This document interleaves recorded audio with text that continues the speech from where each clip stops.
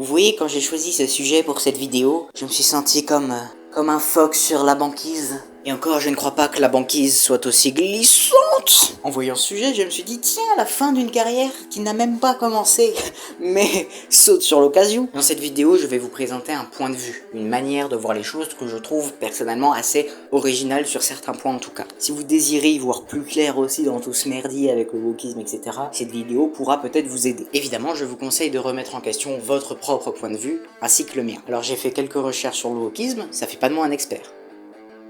En revanche, le fait d'avoir fait quelques recherches sur le wokisme, ça me donne déjà un petit avantage sur une bonne partie des personnes qui en parlent. Le wokisme éveillé en français désignait initialement le fait d'être conscient des problèmes liés à la justice sociale et à l'inégalité raciale. Alors le terme woke nous vient des États-Unis et il s'inscrit dans le mouvement de lutte pour l'accès aux droits civiques des Afro-Américains. Il trouve son origine dans un discours du pasteur Martin Luther King qui en 1965 a exhorté des étudiants à rester éveillés, remaining awake en anglais face aux discriminations et aux injustices. Et puis l'expression remaining awake en anglais se transforma en to be woke. Alors pourquoi je précise tout ça? Tout simplement parce que le terme woke est en réalité très mal compris par une grande majorité des Français. Pour expliquer ça, tout d'abord, il y a le fait que l'intégralité de la gauche ait repris un terme qui à la base ne concernait que les droits civiques pour les Afro-Américains. Que ce soit les écologistes ou les ouvriers, tous ont repris le terme woke. Parce que rester éveillé, ça peut aller avec tout, hein. Rester éveillé sur le réchauffement climatique, sur les inégalités entre les ouvriers et les patrons, tout ça. Alors la question qui se pose, c'est pourquoi le terme woke est aussi mal vu? Eh bien voilà l'explication, l'extrême droite. En effet, cette dernière est parvenue via la télévision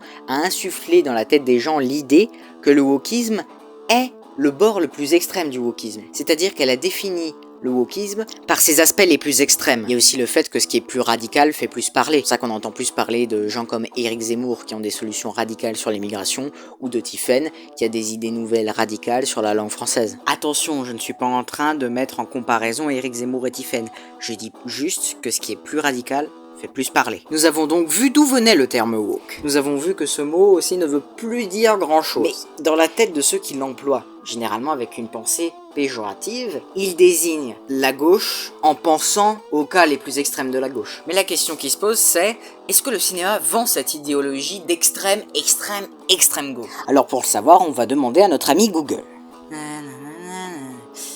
Oh là, la propagande woke au cinéma. Ah d'accord, carrément, propagande. Bon, c'est un résultat Google après tout, ça ne peut que être vrai.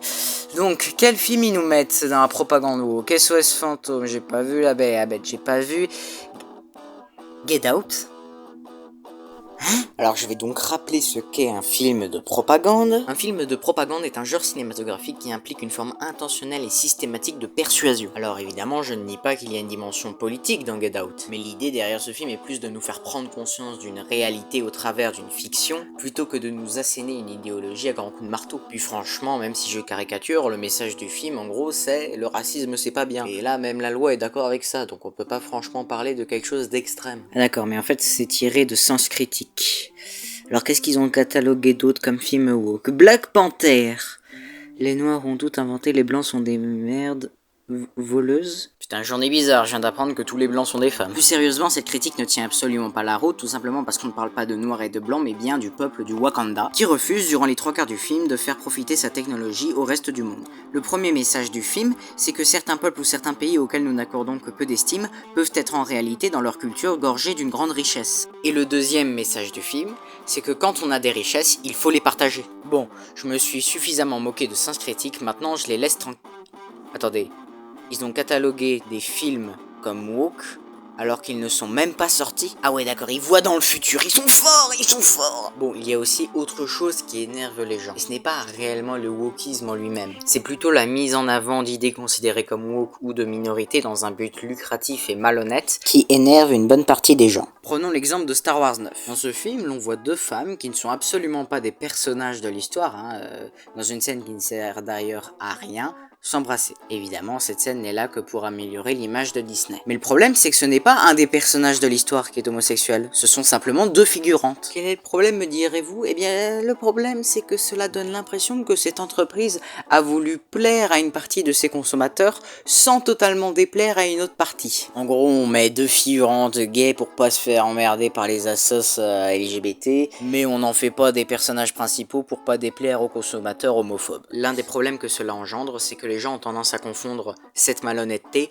avec le simple fait de mettre en avant une minorité ou bien simplement d'exhorter une idée de gauche. Et j'insiste là-dessus parce que tous les films qui mettent en avant des minorités ne sont pas forcément malhonnêtes. Prenez la série The Last of Us, dans l'un des épisodes on voit simplement un couple gay. Le thème ce n'est même pas les minorités en réalité dans cet épisode, c'est juste le couple durant l'apocalypse. Après la série pour la représentation de ces minorités n'a pas eu de problème, c'est plus le jeu The Last of Us 2 qui s'en est pris plein la gueule juste pour avoir représenté des lesbiennes et avoir dénoncé l'homophobie. Mais donc pour résumer, le wokisme ça veut pas dire grand chose et son impact a été vraiment exagéré. Ah mec, j'ai une question, viens par là. Est-ce que t'es en train de nous dire que t'as fait une vidéo de 5 minutes où tu parles du wokisme pour arriver à la conclusion que ça voulait rien dire et que c'était pas intéressant? Oui, c'est plus ou moins ça, oui. Ah d'accord, non, parce que du coup, je me dis à quoi bon regarder tes prochaines vidéos si à chaque fois la conclusion c'est qu'il n'y a pas de sujet, tu vois ce que je veux dire? Ta gueule, on va perdre des abonnés, ferme ta gueule. N'oubliez pas qu'il y aura une partie 2 sur le wokisme, je vous invite à la regarder quand elle sortira. Mais t'es teubé, pourquoi tu précises quand elle sortira? Les gens ils vont pas regarder ta vidéo si elle n'est pas encore sortie. Ils peuvent toujours pirater ma chaîne YouTube en avance pour voir la vidéo qui est mise en ligne en privé. Mais c'est fou, personne va faire ça, tout le monde s'en branle ta vidéo. Alors, je sais pas, il peut y avoir des fans hardcore. Hein. Ah mais j'ai juré t'es teubé, en plus t'as une tête à claque là comme ça, vas-y. Aïe, fils de malade. Vas-y, prends ça, crève, sale merde. Crève.